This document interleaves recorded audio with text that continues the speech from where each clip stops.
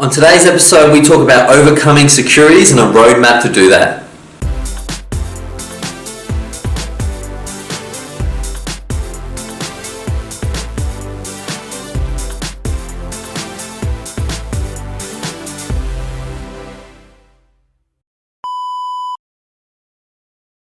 Insecurities, that vulnerability, that thing that holds you back from doing exactly what you need to do. Today I want to talk about those insecurities, I want to talk about a roadmap of overcoming them, but as always, I'm going to begin with a quote on the subject, and that quote is, "Your perspective on life comes from the cage you were held captive in."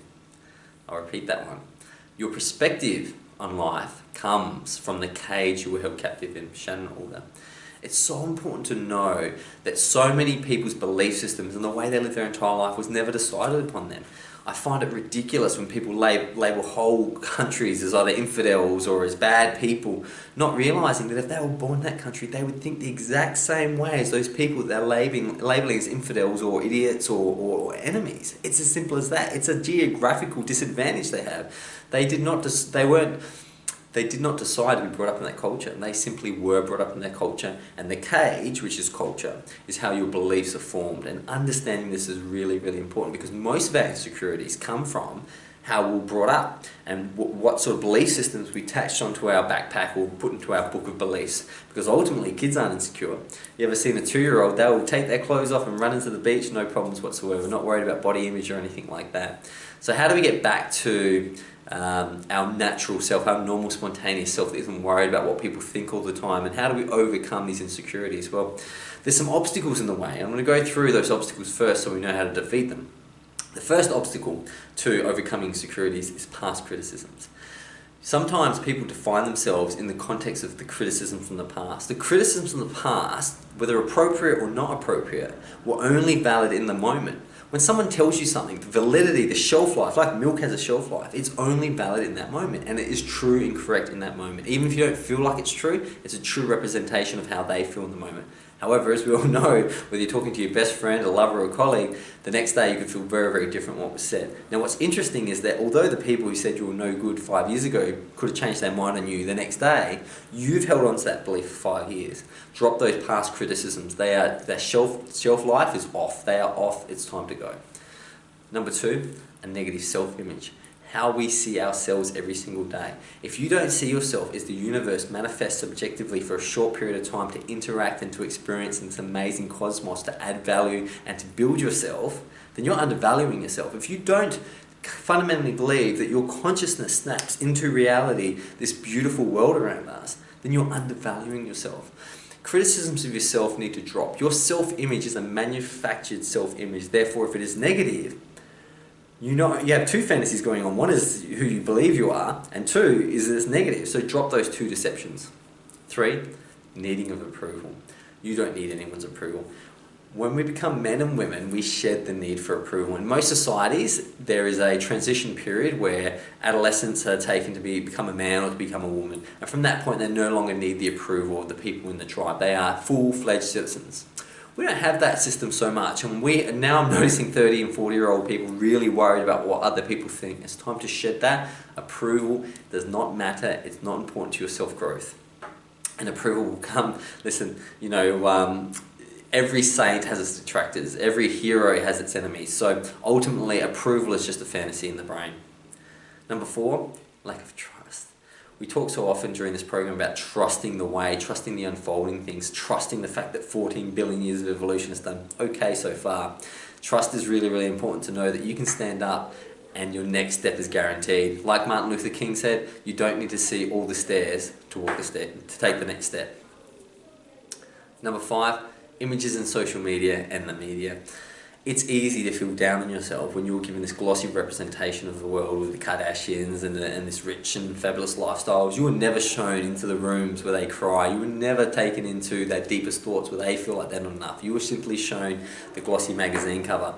And these images are constantly going to be eating away at your self-image. It's impossible not to, because it's a representation of the world. And if you buy into that representation, you will feel less than.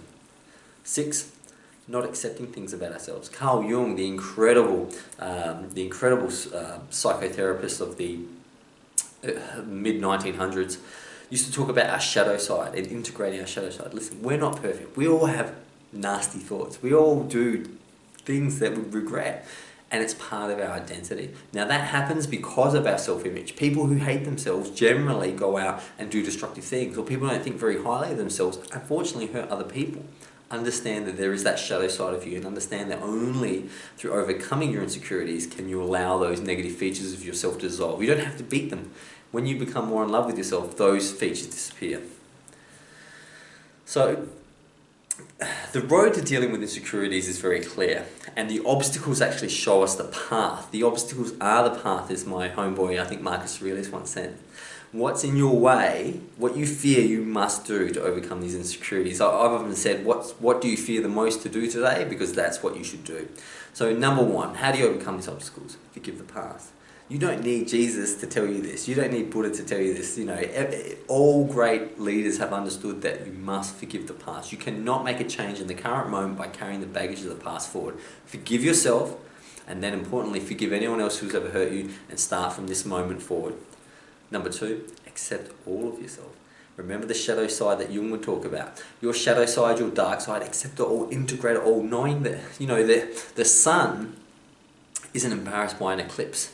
The weather is not embarrassed by the rain. These are all elements of these processes, and they're all just as important as the other. It's the human mind that keeps labelling. Like my homeboy Shakespeare once said, nothing on this planet is either good nor bad, but thinketh make it so. Accept yourself, don't think too much about it, and know that the only way you're going to move forward is if you accept the good and the bad. Number three, practice self-approval. If you were constantly in the past wanting the approval of parents or teachers or your partner, understand that the only person who can really give approval is you. Because the approval you get from others is very temporary. For some reason, when we get approval from others, we put a shelf life of a couple of weeks, but the negative criticism we give years and years. The reality is, as long as you're happy, that's the only person you need to impress. 4, embrace non-comparison. There will be difference everywhere. No matter what you do, there'll be someone better than you. No matter what someone else does, there'll be someone better than them. Comparing is such a ridiculous concept. You are more connected to the person you're comparing yourself to than you could ever imagine. We are the same tribe, the same species, the same planet, same globe. If someone is having success, that is your success. You're part of their genetic lineage. You are part of this moment, the fabric of creation. If you were to make one false move or one false step, you would collapse that reality for them. They wouldn't be able to be as successful. So you are part of their success. And number 5, develop complete trust in the moment. Whatever happens to you in the moment, you have all the tools you need to deal with it. I'm going to quote you two again. I've quoted them so many times this week, but what you don't know, you can feel it somehow, and what you don't have, you don't need it right now. Guaranteed, because in the moment you have every tool you need right now if you pay attention to deal with anything that comes in, whether it be insecurity-based or external. Overcoming your insecurities is your birthright. It's part of our hero's journey that we go through. Life is a journey, and overcoming and shedding these insecurities. We went from a child with no insecurities to sometimes as an adolescent with 1,000 insecurities. Now it's time to shed that and live our true lives. It's definitely something to think about. I can't wait to see you tomorrow. Until then, goodbye.